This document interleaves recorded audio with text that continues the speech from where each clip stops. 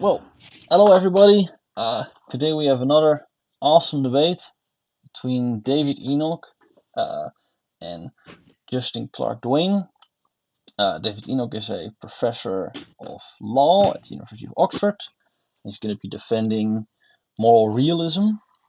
Uh, Justin Clarke-Doane is an associate professor at Columbia University. He's going to be defending anti-realism. Yeah, without further ado, the format is just we have an introductory statement. They will explain their views, what exactly their motivations are. Then they'll give some opening criticism to the other person's view. Then we have an open back and forth, and we'll close with some closing statements. And please don't forget to like and subscribe in the and comment. It all really helps. Okay, well, let's further ado.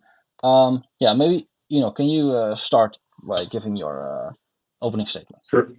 Sure. Thank you for the invitation. I should just say that, I'm contractually obliged to mention both my affiliations. So Oxford, as you said, and also Hebrew University in Jerusalem. Yeah.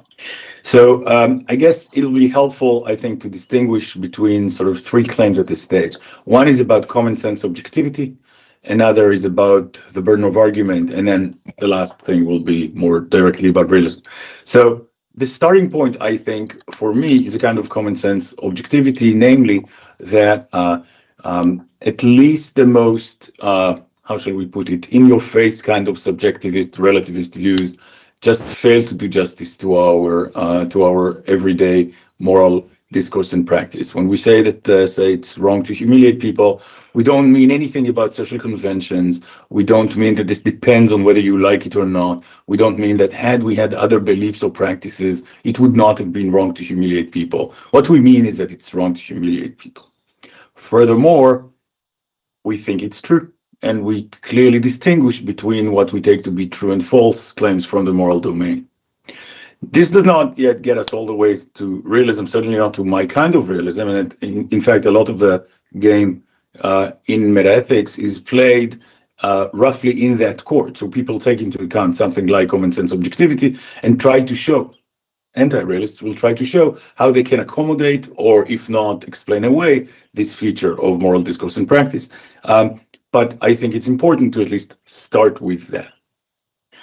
Then I think once we have, so now moving to the second stage, once we are signed on to common sense objectivity, I think that then something like realism becomes the default position. It's the view to beat. Once you understand that moral truths do not depend in such constitutive ways on us, on our responses, on our practices, on our social conventions, then it seems very natural to think that if it's wrong to humiliate people, then that's, very much a truth like other truth. It's a fact. There's this property wrongness that some things like humiliating people have and others don't have, and so on. And it's not clear that it's in any way identical with or reducible to or fully grounded in perfectly natural, non-normative facts. So then this gives rise to what is often seen as a kind of negative part of the project of defending realism, which is primarily trying to respond to objections to realism.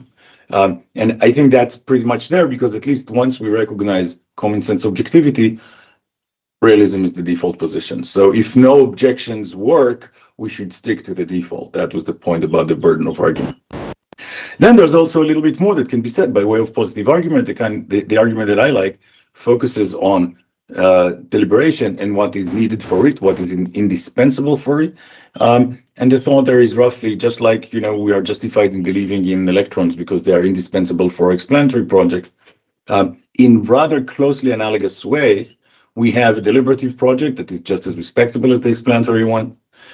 There are some things that are indispensable to it, and in particular, beliefs in normative truths and facts are indispensable for the deliberative project in roughly the same sense that electrons are indispensable for the explanatory project. And so such indispensability suffices to confer ontological respectability on those normative truths and facts. I think I'll stop there for now. Thank you. Yeah, thanks so much also for inviting me. This is fun. So I want to start out by maybe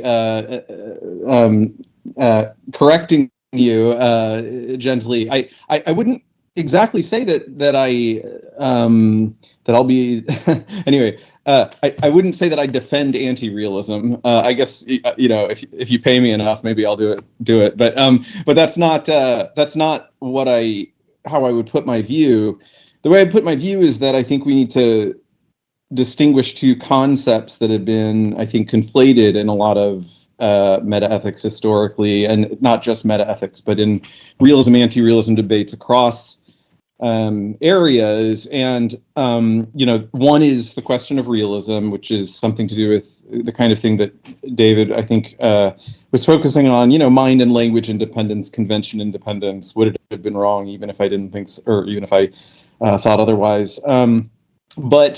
But as was pointed out already by R.M. Hare, and then later in the case of naturalism, by Horgan and Timmins in their moral twin Earth thought experiment, you can have that, and it seems like not enough. And that is to say, you can imagine two cultures that, as a matter of semantic fact, they picked out two different sets of properties to regulate their behavior by. Both of them are totally independent of their conventions. Facts about their ascription are independent of them. And yet there seems to be something more that one wants. One wants to somehow break the parity between these. And there's a tradition in the philosophy of science of breaking the parity by essentially postulating a higher level property, which David Lewis famously did in response to Putnam in Putnam's paradox, where he the uncharitable way of putting it would be, you just basically postulate magic because it's a transcendental necessity on intelligible discussion, namely that there's such a thing as reference magnetism, and that also is what we should induct on. Goodman pointed out that induction isn't even inductively valid if you choose the wrong predicate, so there's got to be some choice of predicate, a way to choose the good predicates from the bad predicates and stuff.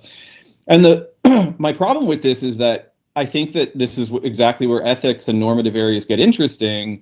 That move doesn't work. And the reason it doesn't work is because what you end up with is not something false. I'm perfectly happy with the idea that moral realism, in the way I described it, is true, and even that the properties we ascribe are metaphysically privileged or natural, or use your favorite word. But what's interesting about ethics, as opposed to math or physics or something, is that knowledge of the ethical facts, as David was just suggesting, is supposed to settle deliberation. I'm supposed to figure out what I ought to do to figure out what to do. And the point is that when you reflect back on the moral twin Earth type cases, you can just repeat that style of argument at the level of metaphysical privilege. So our properties are privileged, the moral twin Earthers are privileged twin. And now, whether to defer to the privileged or privileged twin, that seems like an intelligible question that you're not going to resolve by adding more facts, however many higher level. So my position, just to be clear, I wouldn't say I'm on I wouldn't say I'm on a different team than David about metaethics. In a way, I'm someone who thinks that, in a sense, like, it's kind of easy to get realism, and a lot of the naturalism stuff, I think, has obscured that. But that's not what we want. And is there even an intelligible position that gives us what we want? That's what I'm skeptical of.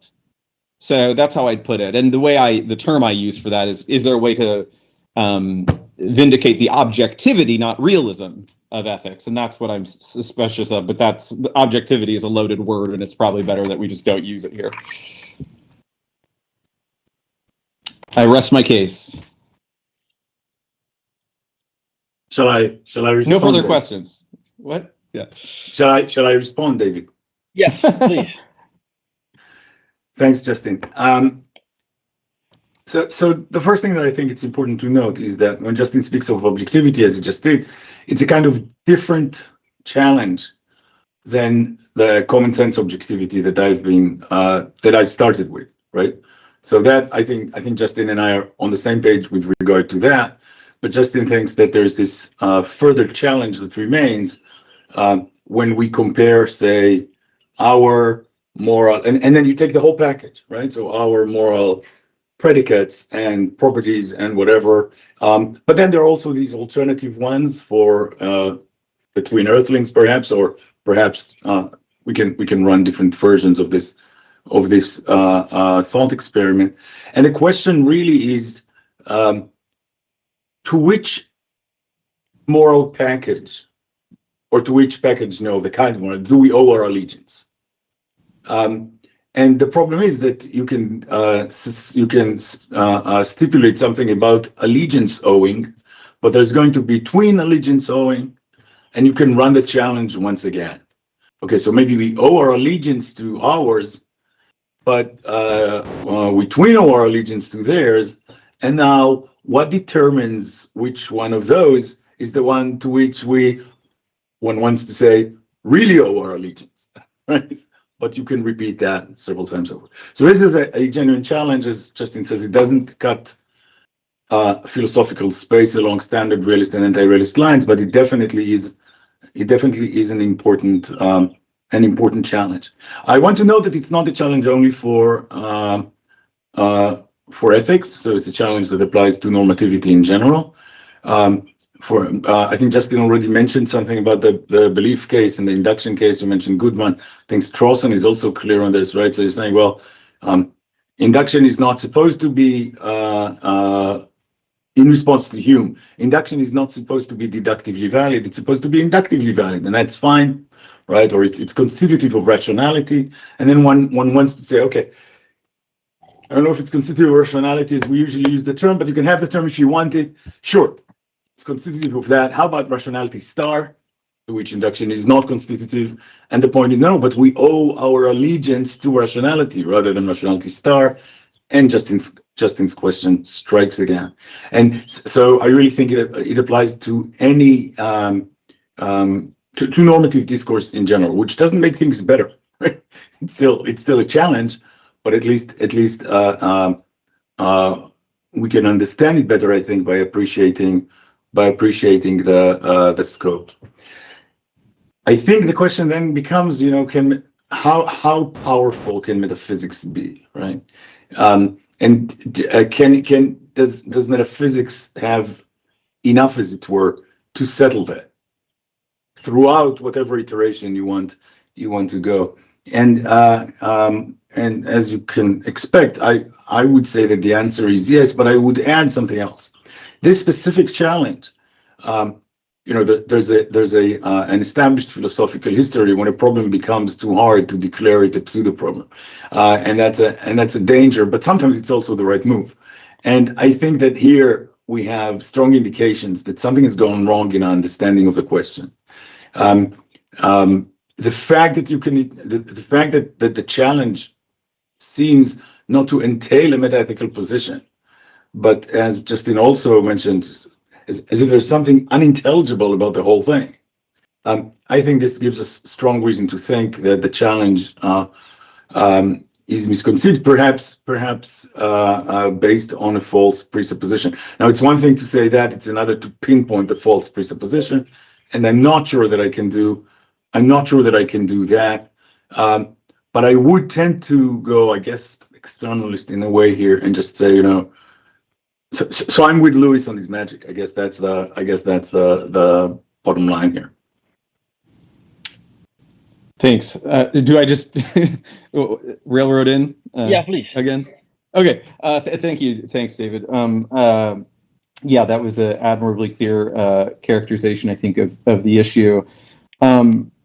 So maybe let me try to say what I suspect is in David's mind, and just try to be clear about why I'm inclined to be skeptical of the metaphysical resolution as I understand it, and also I wonder if this isn't more or less what Mackey was trying to get at in his incoherent metaphysical argument from queerness. So he puts it in terms of intrinsic motivation and reason giving, and we have terms for that, and that doesn't seem like the end of the world kind of problem. But I wonder if it wasn't more something along these lines. So let's just start with the philosophy of science issue, setting aside normativity. And the philosophy of science issue is, there's infinitely many ways to carve up reality, and some of them seem better than others. And you can then try to cash out the better in terms of practical points like induction, but also there just seems prima facie to be such a difference. And, so Ted Sider starts out his book with, who's a great advocate of this kind of thinking and generalizes Lewis's idea to operators and quantifiers and everything. With a picture of a black and white box, and the point is that there's a natural way to carve that picture up. There's infinitely many other ways. Some are more informative than others, and that's a sort of choice of what's your language going to be. What's your basic language going to be? So there's $1 million question, of course, of even if there is a right way to do that, what in the world that could mean, and how that division could fit into anything like the world delivered by science. I mean, is the distinction between privileged and unprivileged, is that higher level property something like a property that we can learn more about by building bigger particle accelerators, or is this just already non-naturalism? And basically, to be a naturalist, you got to be a non-naturalist, because you can't even have the distinction between natural and non-natural properties. But anyway, let's set all that aside, those worries aside. There are definite prima facie reasons to think one needs that distinction, and that it can't be dependent on us. And this is, I encourage everyone to read Lewis, who's not impressed. Okay, the next question is, could that distinction do the work that we want it to in the normative cases? And we then, in parentheses, should say, what is that work? The work, in my view, is settling deliberation. And I think this is one of the things that David is exactly right about, in the sense of focusing on that in ethics. I mean, I think that other people like Holly Smith have focused on this. I think this is the right approach to ethics. Ethics is not a phone book of facts. It's supposed to be a guide to action. And there's not supposed to be space between knowing the answer in not just ethics, but normativity, across normativity, and what to do. That should be somehow an unintelligible question, or anything left would be weakness of will, something along those lines. But once you're past the weakness of will and stuff, there should be no standing outside and, but whether to do what's good as opposed to good star. That should be somehow just as David was suggesting, maybe there's something genuinely incoherent. But even there, I want to say, okay, so suppose it's incoherent, and I'm under that unfortunate illusion. Now what to do? I went to meta ethics class and I took too much stuff with I took too much Matty Eklund or something. Now what to do? Maybe I'm wrong. Maybe I'm confused. Maybe it's like working in Frege's system. It's actually all inconsistent and everything follows from it, but I don't know the difference. Okay. Here's why I think the privilege thing, in other words, the more metaphysics thing, won't help us in the normative case. Because there's two possibilities. Either privilege itself is a normative idea, or it's not. If it's not, then learning which properties are privileged is like learning which of them are red. It's just neither here nor there from the standpoint of what to do, for the same reason that Hume and Moore pointed out, which is that you can't get an ought from an is, basically. Okay, if it is normative, though, then we're just back to the original problem. So it's privileged, but it's not privileged star. Now, whether to do care about, or abide by, or regulate our behavior by consulting privileged properties or privileged star properties. So the question is what it's accomplishing. If we were worried about the problem to start with, why shouldn't we be equally worried by this alleged solution in terms of privilege? That's my thought. Yeah, I suspect, David, by the way, that Justin and I can just continue. So if you want to get in at some point, feel free. Otherwise, we'll just continue the dialogue. No, please continue. Okay. But maybe it would be helpful to one more time, try to distinguish what do we mean by odd star? Because I understand, but that's helpful, I think. Yeah.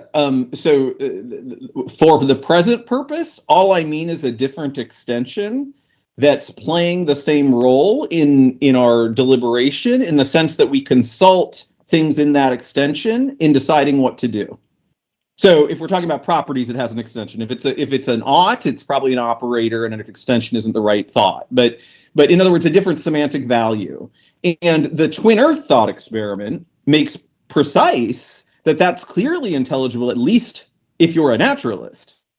That's exactly what the twin Earth thought experiment is imagining. So take two communities where, in both cases, whatever properties actually causally regulate their use of words like good, and we can imagine they literally token the same sounds just for simplicity. That's what goodness is for them, and the facts they express out of their mouths are facts about goodness, or goodness twin and out of our mouths is how we'd put it, but they just both say goodness. Okay, if that's intelligible, then we certainly can imagine this kind of situation. And so the natural next thought is, yeah, but maybe it's not intelligible if the properties are non-natural. Well, I mean, this is another issue to discuss, I think. I'm highly suspicious of even the clarity of the idea of non-natural properties. Certainly in the context of intentionalism, I don't even know what that means. I mean, properties are individuated by their extensions across all possible worlds. So you have, I mean, this is Frank Jackson's point. So in a hyper-intentional setting, you get plentitude. So I think you get exactly the problem again. You get moral properties and schmoral properties. Anyways, by moral like properties, I simply mean different extensions or different semantic values, but the community is deciding to regulate their behavior by consulting them instead of what we consult. That's what I have in mind. Yeah, great, thanks. Okay, so a few things. I want to start from a direct answer to Justin's challenge, and then I want to comment on a few of the other things he said and maybe raise some other points. So the direct challenge is, okay, so we're assuming for reductio that there is a set of, one package in the metaphor I used earlier that is privileged.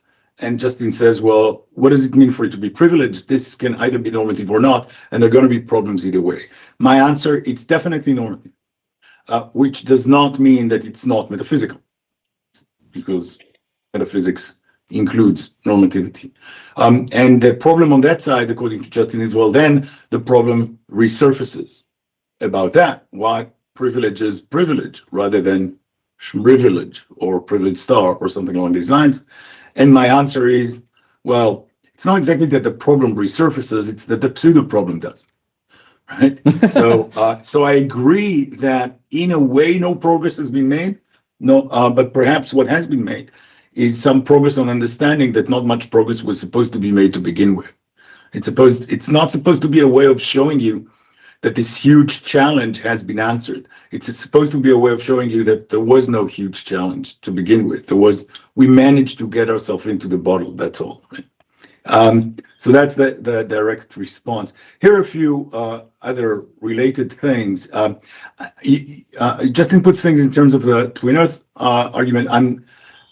I don't think that's the most helpful way for our discussion, because I'm not a naturalist, and it's not clear that that challenge applies to non-naturalism. Justin has other arguments against non-naturalism, that's fine, but that's going to be different. But I think it's important to see that this challenge, let's say the Eklund challenge, the challenge about which of these packages do we owe our allegiance to the extent that it is a challenge, it can be put in terms that don't depend on assuming naturalism or on specifically twin Earth, as far as I can see. So I think that's while I don't feel vulnerable to the moral twin Earth argument as it is, I still think that the challenge we're discussing now, well, to the extent that it's a genuine challenge, it does arise, irrespectively of my non-naturalism.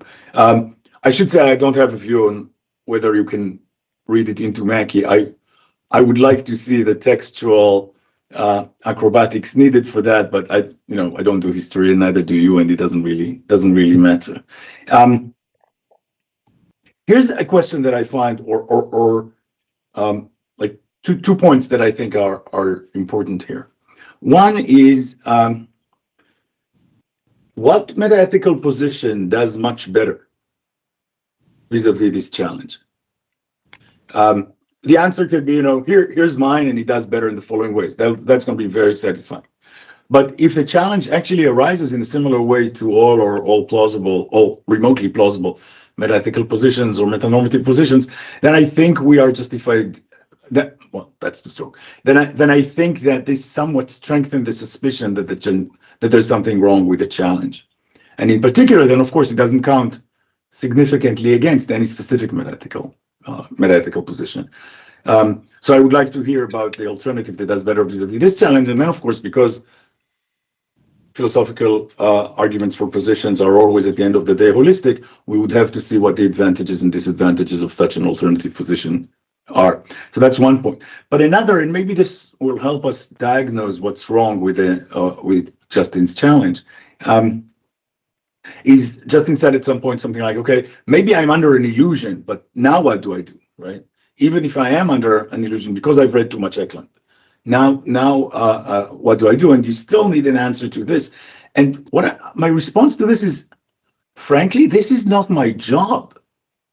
So I don't think it's an adequacy constraint on a meta-ethical theory that it be able to get anyone who is mistaken in any way out of the pit and into the sunlight. It's not that's sometimes what you need for this is a different kind of rhetoric. I don't know, maybe other means. The theory has to be true, it has to be plausible, it has to be argued for. How convincing it can be, and in particular, whether it can be convincing for anyone, right? That's a different question. This point often comes up in general discussions of skepticism, where many people point out that if a skeptic is sufficiently a skeptic, it's going to be very hard to present an argument that either will or even should convince them. And the response to that is, that's probably true, but irrelevant. It's not an adequacy constraint on a theoretical response to skepticism that it will actually bring them, take them from their problem and solve it to them. That's just not a part of our job description. And I think that this applies in our case as well. Great. Thank you. Okay, so let me go in order, I guess. So the first thought, as I understood it, was that the revenge problem is indeed as much a problem as the original, but the moral we should take isn't that so it's a problem all the way up, it's that there's no problem all the way down. And I wasn't sure how that followed. It seems like for all that we've argued, it's just, who knows? It's one or the other. But sorry, can I interrupt you for a second? I didn't say that followed. Okay. I just said it's an equally legitimate way of looking at that. Sure. Okay. I agree. I agree with that. As far as that reasoning goes, it doesn't distinguish between this is somehow a pseudo problem and it's a real problem. The main thing I wanted to claim, which it sounds like you're agreeing with, is the privilege thing doesn't make progress on it. Whatever kind, if it's a problem, it doesn't help. If it's not a problem, we never needed to do it anyway. It doesn't make metaphysical progress. It may make heuristic progress because it allows us to better see that it wasn't a huge problem to begin with. Do you have any thoughts on how it would do that? Because that's what I thought was what you were doing right there. I think, but I'm not sure that. And again, I think of discussions of skepticism, the most global kind of skepticism, but elsewhere as well. I think that sometimes when you see that a problem is way bigger than you may have thought, that's a good reason to suspect that it wasn't such a problem to begin with. I don't put it forward as I don't think that's always or necessarily true, but I think it sometimes is. It definitely is a good characterization of how we often conduct discussions, right? Which is wait, but if this is really a problem, if really we should stick to this epistemic criterion, then notice that that everything collapses. That doesn't still entail that it's not the right criterion, but it probably means that we should check again how plausible it is, right? So it's something along these lines. Okay, yeah, I guess I agree with that style of reasoning is important. I'm a little less impressed in this case because of what you yourself pointed out earlier, which is we're really in the business of talking about normativity here, and the branch that you wanted to follow was the normativity branch. So it's kind of no surprise, and it's just another way of saying this is a problem for normativity if it's a problem, not ethics. But but anyway, I agree with the point that this is not going to tell us whether or not it's a problem or not. It's just going to say that there's no relevant distinction between claims of privilege and claims of, say, moral goodness. Okay, so David rightly asked, what view does better? And here I think there's a short answer that there's a short and satisfying answer, and then I do think, sadly, under investigation, it's more complicated than I'm going to let on. So I'll give you the short answer, and then if we want to get into why I think it's more complicated, we can.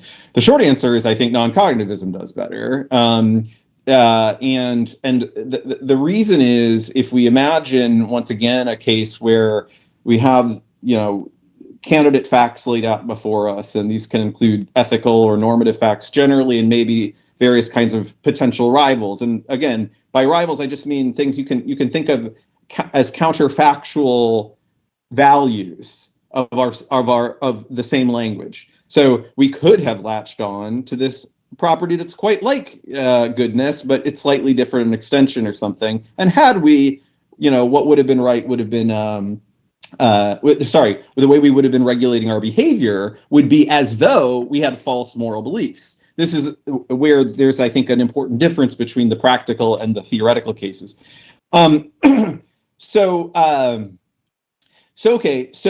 Intuitively, in a situation like that, where we're considering the options, and we know that we ought to do this, and we ought sub 1 to do this, and we ought sub 2 to do this, and whatever else. What's the remaining question? And I think, roughly speaking, the question is can be phrased as what to do, as Gibbard puts it. Not what I ought to do. I know that I ought to do something. And in fact, one way of putting this whole dialogue, if you think that there's something to the problem, would be to say, as human Moore taught us, there's a gap between, what's F and what I ought to do for descriptive properties F. Arguably, this problem shows there's also a gap between what I ought to do and what to do, in the sense that we decide before acting, where that's not just the gap that we have if acrasia is possible, contra Socrates.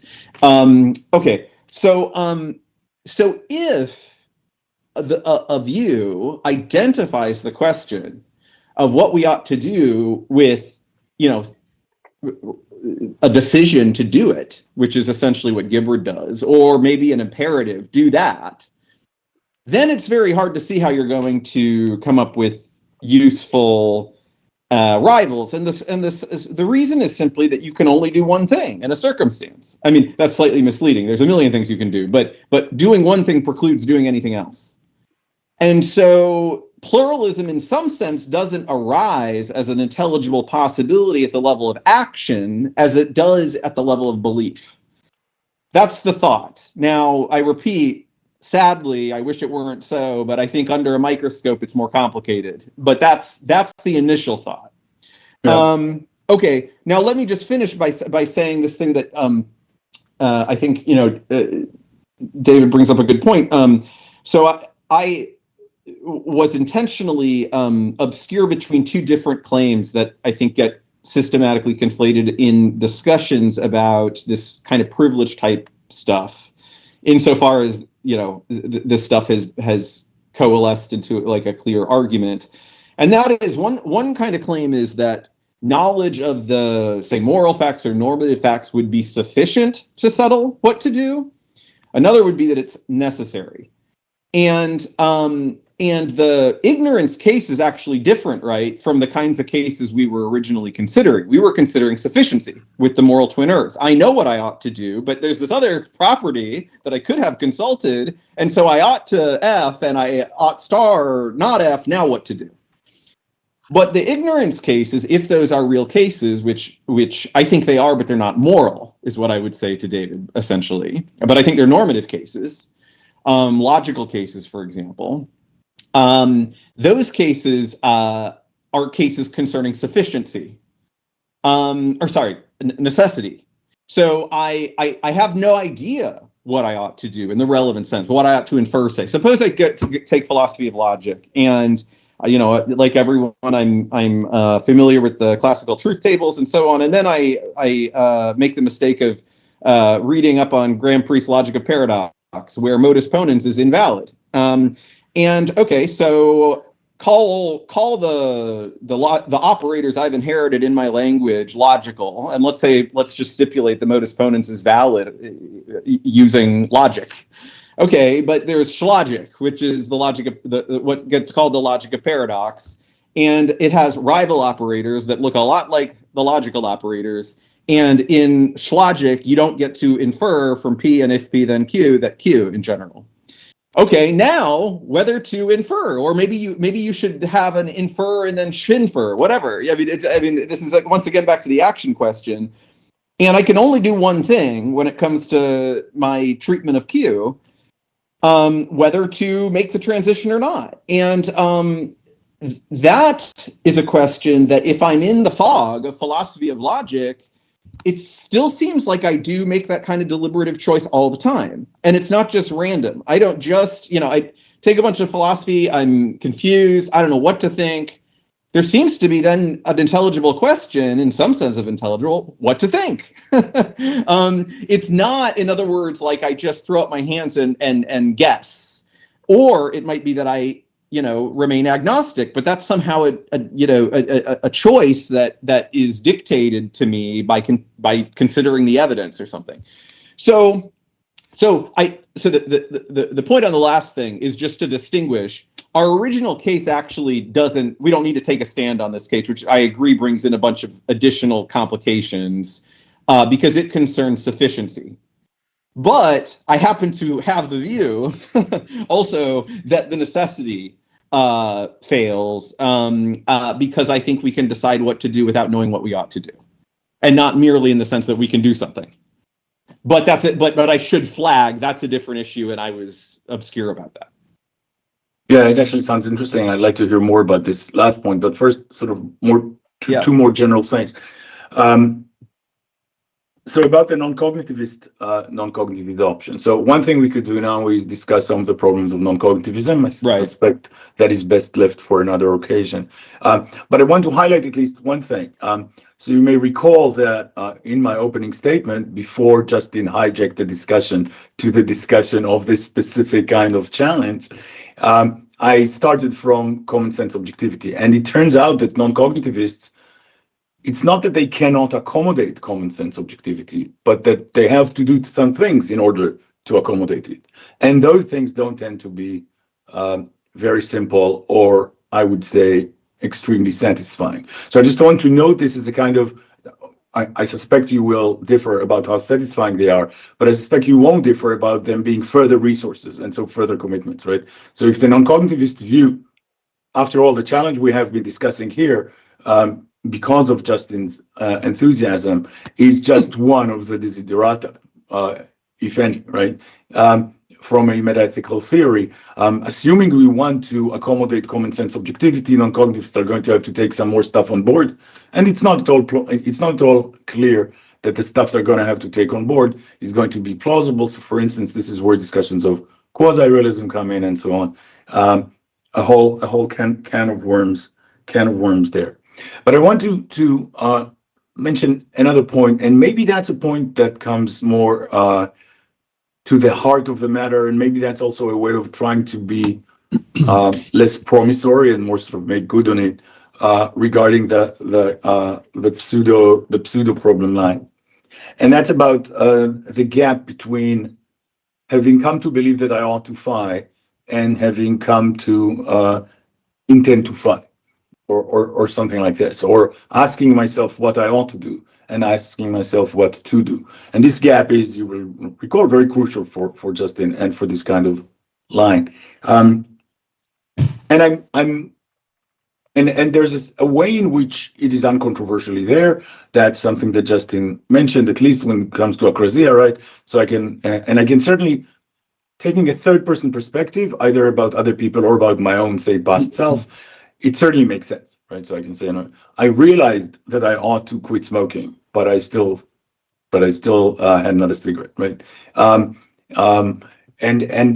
importantly, even instances of acrasia are instances of intentional action. So it's not as if something was The further cigarette wasn't literally shoved down my throat, right?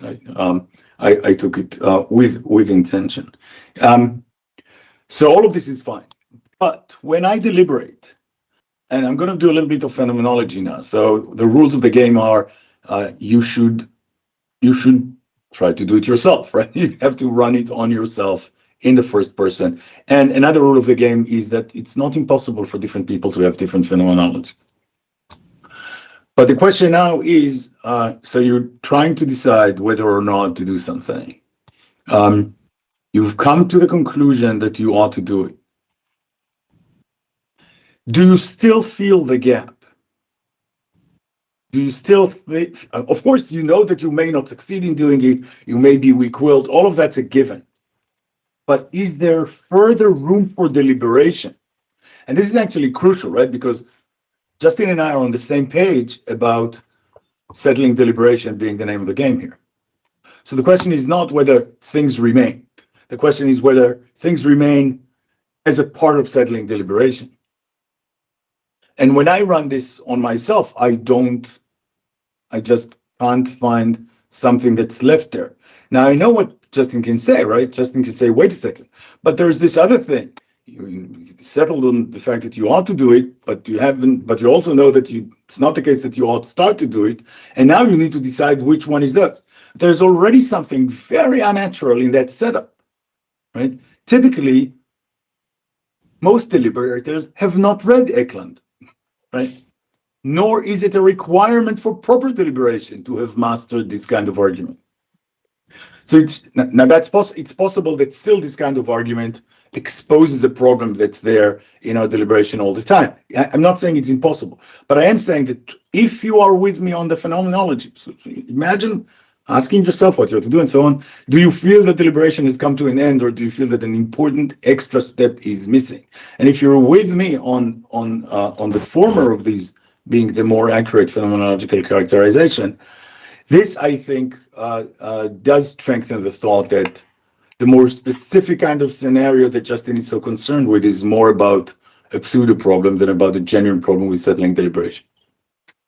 Thanks. Okay, great. So let me first just say something briefly about the issue which David's rightly bringing up, which is, of course, this isn't everything. Sadly, it should be, but there are other aspects to consider. And non-cognitivism, of course, is sort of notorious for the contortions and semantic machinery that it introduces. And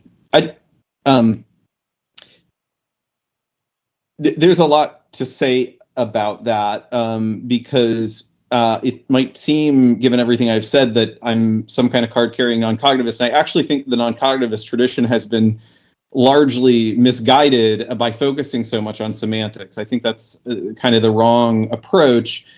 If I were to give you in a pitch what I believe, it would be deflationism about just semantics generally, plus a view about the attitude expressed by either the sentences we actually use or the sentences to use. Well, it's a good thing then that deflationism about semantics in general faces absolutely no problems. Well, okay. I mean, this is I would be more comfortable on that turf. I of course agree that it faces problems. I think, yeah, I have many objections to inflationism, but this is of course, now we're firmly in philosophy of language territory, and these debates won't be settled by ethics. But anyway, just so if you want somebody concrete to think of, I don't think he worked it out properly, but just to have in mind how this would go and why there aren't tons of bells and whistles. It doesn't work the way Blackburn's and Gibbard's non-cognitivism works. Think of Horwich and the very short sections on ethics. I don't think he settled the matter, but that's more or less the approach to non-cognitivism I prefer, not the way it's gone. Okay, but let me, we're not going to settle non-cognitivism versus realism's virtues and vices here. So let me move on to the phenomenology point, which I think is really important. And the reason I think it's really important is because I think it forces us to think of the normative case more generally, and to realize that there has to be something wrong with the style of reasoning that David just used. So let me give you a concrete case that's not ethical, but I think everyone would agree that style of reasoning has to be erroneous in this case. So infamously, famously, Berkhoff and von Neumann, and later Putnam and Finkelstein proposed dealing with seeming, the anomalies of the double slit experiment in quantum mechanics by proposing that it's not just that something called the distributive law of propositional logic is not valid, it has false instances. So there are actual cases where you know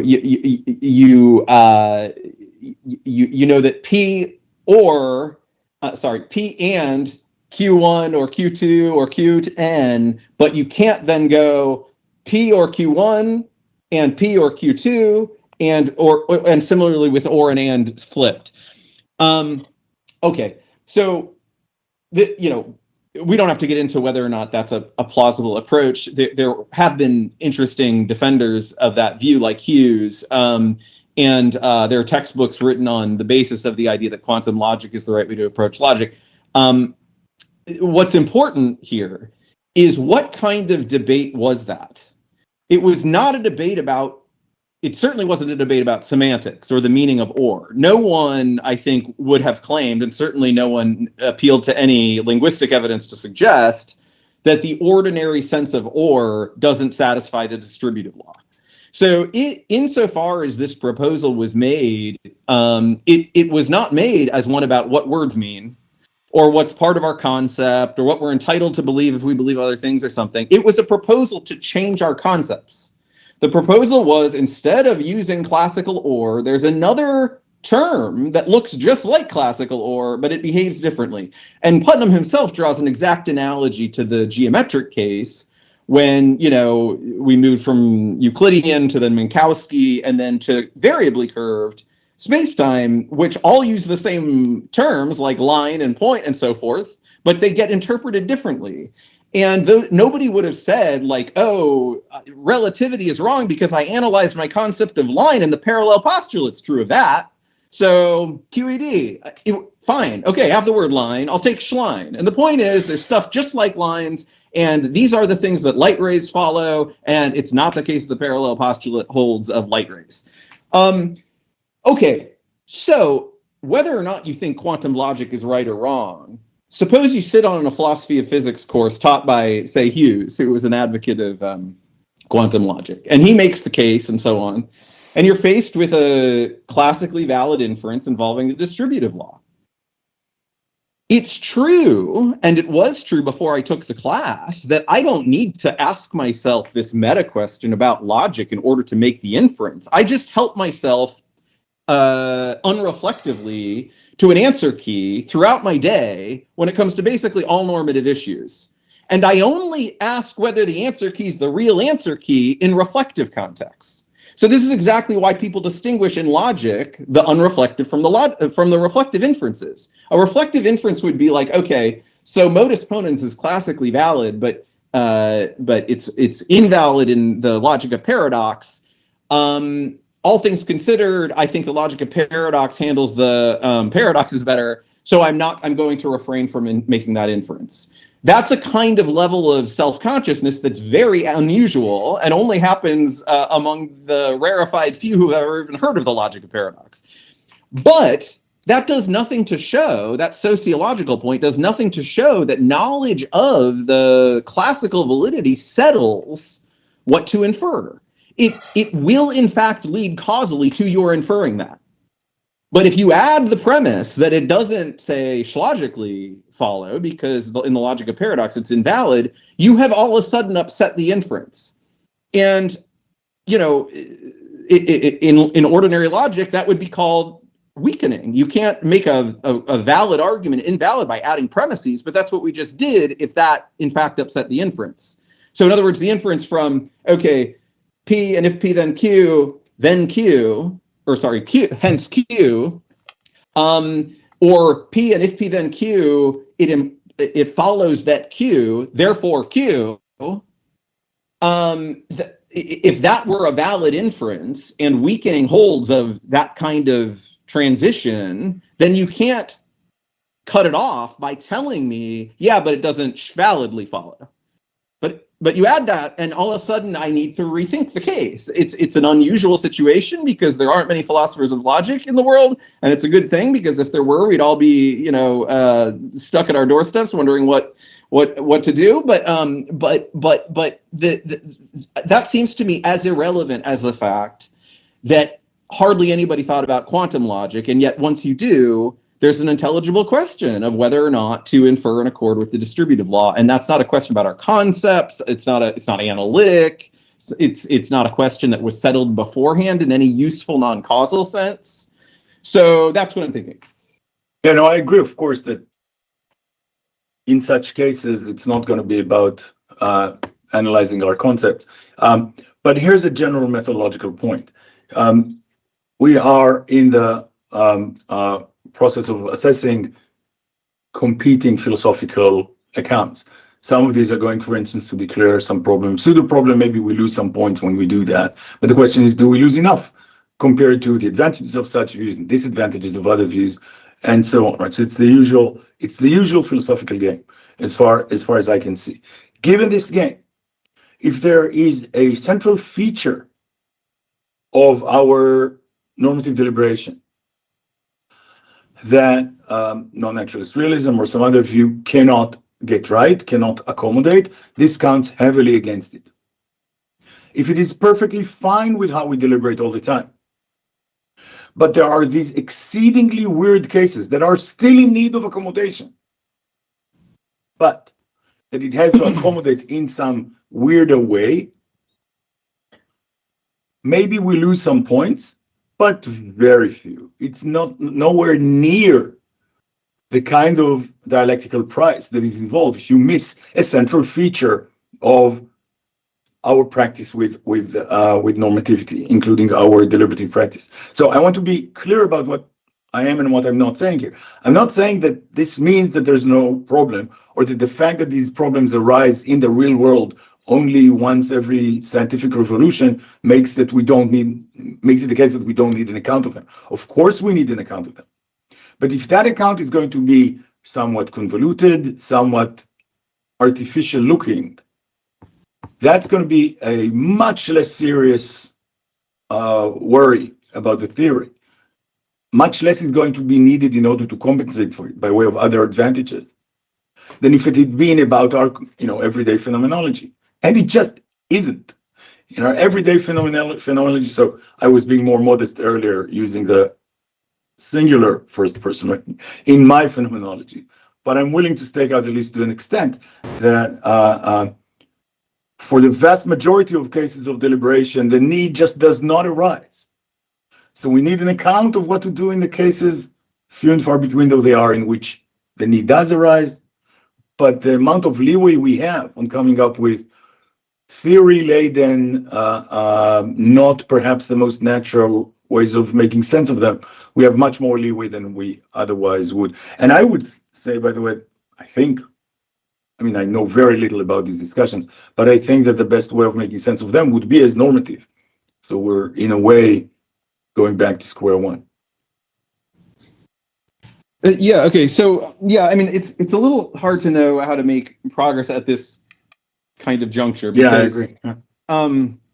Because so I'm inclined to say, what do the poll numbers have to do with plausibility points? In other words, like the fact that it wasn't about poll numbers; it was about centrality. Right, but why is it central? Because 99% of the population has never read Eklund, and no, it's not about the percentage of the population. It's about how central is it to our understanding of what goes on when we deliberate. Yeah. Okay, if that's the case, then it seems like the useful people to look at are the people who are aware of the problem, and to ask whether or not it's as smooth going. I don't think this is true, actually. So here's an analogy. When Blackburn does his quasi-realist kind of stuff, what he wants to do is to find a way to accommodate on the basis of his kind of naturalism and non-cognitivism, or whatever, humanism, to accommodate what? And as he will often say, right, what he wants to accommodate is the common man's use of normative language.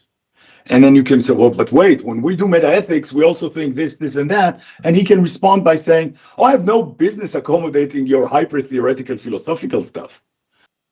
The desideratum is to accommodate this. And then maybe I'll have some error theory about your metaethical stuff, whatever.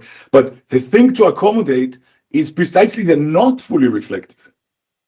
Okay, so if that's his view, I must say that I fundamentally disagree with that methodology, right? So I mean, there's a general issue. I have to say I'm shocked that I'm now in agreement with Blackburn about something, and not with you, but so be it. Yeah, the rest of your life work should be defending Blackburn.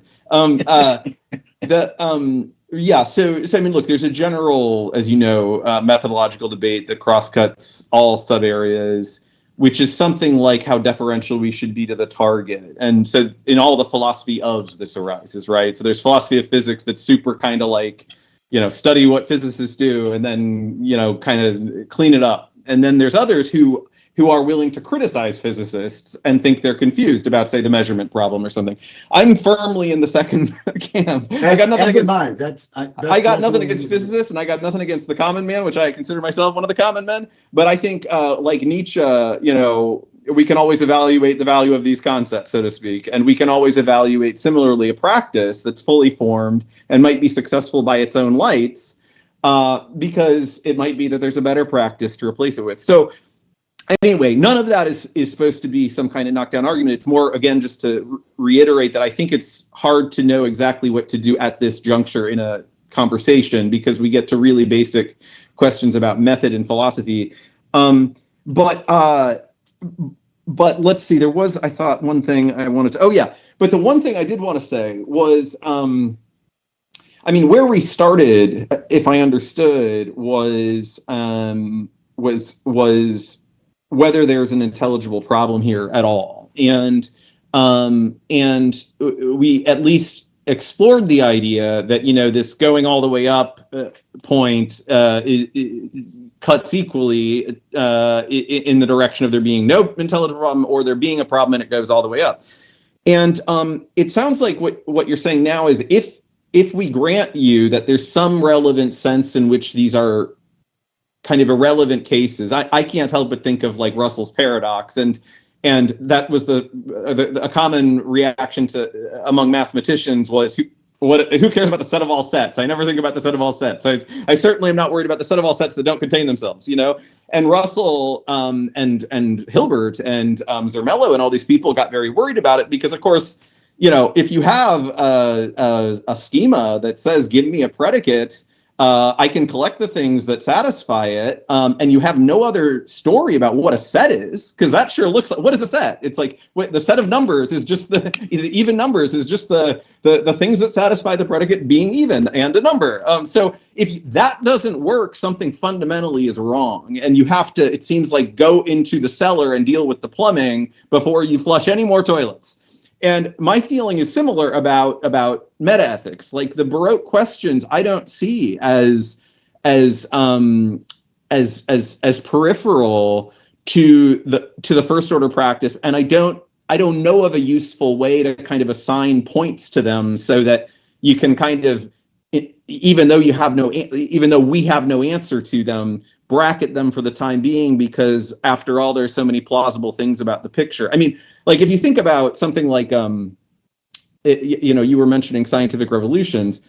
I mean, you could regard all of those almost to date as cases where there's just some particular problem, like the orbit of Mercury and a few other things are just not quite right. But otherwise, Newtonian mechanics is perfect, plus Maxwell's equations. What do you want? Come on, it's just in terms of plausibility points, that's like 1 point off. And of course, if that was the attitude that people took, then it would have shut them down to this whole much more productive way of thinking about space and time.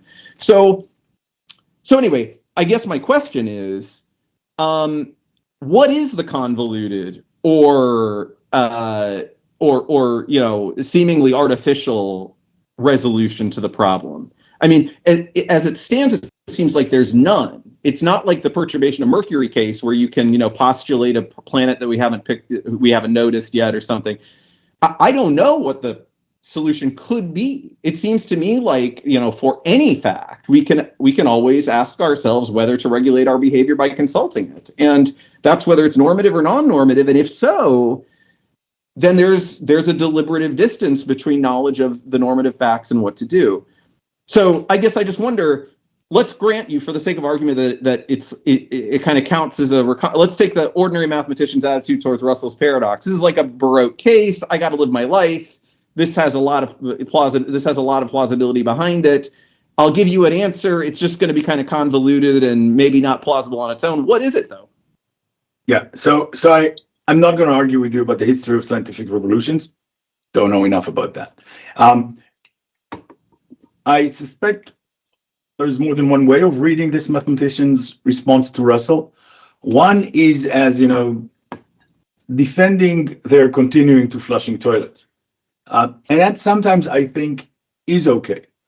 But that at that point becomes, at least to a large extent, a pragmatic point, right? The point is something like, look, there is a serious problem. We're going to have to deal with it. It doesn't mean we have to freeze everything else, because somehow, in ways that I don't yet fully understand, most of what we do still works reasonably well for our purposes. Again, it's a pragmatic argument. So it's okay it's not as if once Russell comes up with his paradox, once the letter is sent to Frege, all mathematicians should stop everything they're doing. Right? So as a pragmatic point, I agree with that mathematician. As a more theoretical one, I don't, because what arguably Russell showed is that some of the things they most strongly and firmly believe in entail a contradiction. And that seems to be a serious problem. With all due respect to your argument and Eklund's, I don't think that you've shown that anything here entails a contradiction. What you've done is present an explanatory challenge. That is important. That's how we often, almost always in philosophy, that's what we do. We do not often show that views entail contradictions. We often show that they don't do as good a job at explaining some worthwhile explanando. So I'm all about that. But now the question becomes partly this comparative one about how many plausibility points you lose on how many things. But there's also the following. Some explanations, so this is often what I say about non-cognitivism and just, more perhaps non-cognitivism and common sense objectivity. So, my explanation of common sense objectivity is very natural and straightforward. The non-cognitivist has to work much harder on this. Other things being equal, that's an advantage for my theory, right? That doesn't mean that other things are equal and so on. The question is, how bad is it that your explanation of something worth explaining is weird, not fully natural, a little bit ugly, rough around the edges, something like that? That's the question we're talking about. And this is where I think that centrality matters. A contradiction is a contradiction, and entailing it is bad news, regardless of where it arises. But that you have to be rough around the edges with some of your explanations of some of the stuff that needs explaining, that not all cases of this kind have been created equal. If you have to come up with a weird, not fully natural explanation of a central feature of the target practice, that's a serious problem for your theory. If you have to come up with such an explanation of something that's much, much more arcane, that's still a problem. I mean, it's still a worthwhile challenge, but it's less pricey. So I do want to push back on the alleged contrast between contradictions and, let's call them, anomalies or something, puzzles, whatever. One of the, I think, important developments of the last 50 to 60 years has been the development of paraconsistent logic. And what that did for our purposes here is to show that contradiction is just another kind of price. So one response to Russell's paradox is to accept Frege's comprehension principle as formulated, as analytically true, and also false and close under a paraconsistent logic. That was not a possibility that occurred to Frege or Russell or Zermelo or these people because they had intuitionistic logic, but paraconsistent logic was not on the table. So similarly, not all contradictions are the same, even though they all imply everything classically. So in a classical context, any contradiction is as bad as any other. It means something's gone wrong and you got to go back to the drawing board. But that's not a reasonable way, I think, to approach logical problems anymore. We've got all the different logics on the table. And this is, in fact, I think one way of putting the ordinary mathematician's attitude towards Russell's paradox. Even if there's a contradiction, it's very unlikely to affect anything I do in my day-to-day work. Now, strictly speaking, in the formal sense, it has to, because it implies everything. But in the sense of the inferences I will draw, I am very unlikely to appeal to Russell's comprehension principle or Frege's comprehension principle. So I guess I don't disagree with the spirit of what you're saying in the second part. I do disagree with the idea that there's anything different than the kind of case we're in. So I don't think Russell's paradox is fundamentally different than that kind of case. I mean, Zach Weber has gone to great lengths to develop paraconsistent mathematics, same with Graham Priest, of course, based on, inconsistent principles like Frege's, because after all, I mean, remember that the original, this is getting a little off topic, but I just do think it's worth flagging. Remember, we're always closed at the moment of impact to the possibilities. But what the possibilities really were when Russell came out with his paradox were two things. You can either amend the set theory or you can amend the logic. No one thought about the second one. So everyone said, okay, what set theoretic principles have to get restricted or have to go? And that's why we now have ZFC, because it was like, okay, we have the comprehension principle, which if you've already got a set, you can take a subset of them meeting some condition, but you can't just look at all the sets and then take. But the other option was actually the set theory was perfectly right. What was wrong was the inference rules. And that's exactly what people like Weber and so anyway, all that's just to say, I don't regard logic as special. I mean, this is, this is not new. The Quine, Williamson, lots of people would say, I think the same thing about this.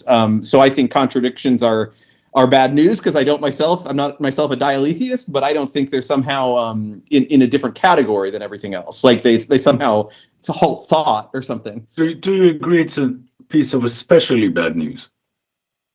I don't know how to answer that. I mean, let's take a case Come on, where, of course you do. You're just in trouble. I don't know. I mean, so if my theory predicts that in 100 years the sun will turn into a black hole, is that worse than a contradiction about the set of all sets that don't contain themselves? I don't know. I won't be around to check, but that's a really bad implication. Like, we have a lot of evidence that's not going to happen. So I don't know how to talk about those sorts of things, I feel like. I'm actually, once again, with Lewis on being very confident that Priest is wrong. Why? Well, because there are no true contradictions, and there's this. But that's different from the paraconsistent logic point, right? I mean, I'm not sure how different it is, because to an extent it expresses a stopping point of philosophical argumentation, and that's all I need, I think, for the point I was making. And also for why the mathematician you described, if not understood in the pragmatic way that I thought we should vindicate, why we can be confident in rejecting this kind of response there, but not in our case. And again, the thought that anything in the kind of challenge we've been focusing on is remotely as strong as either Russell's paradox or entailing that in 100 times the sun will become a black hole. I would like to say that, but I'm not saying that. Okay. Yeah, that's fair. But maybe, David, you will say that on my behalf in closing. I don't know that we need a closing. I mean, I think we've reached a natural point in the discussion. Sure. That's fine. That's fine. Okay. Well, I guess then we can close. Yeah. Thanks to both of you, and for those people who want to read more on the views of David and Justin, you can look into the description I'll attach their books, which go into detail about their views, and Justin's book especially goes into detail about this problem. And yeah, that's so. Please check out these. You can find them all below. Okay. Well, Great. Thanks, Justin. Thanks, David. Good to see you, David. Thanks, David. The other David for hosting us. Okay.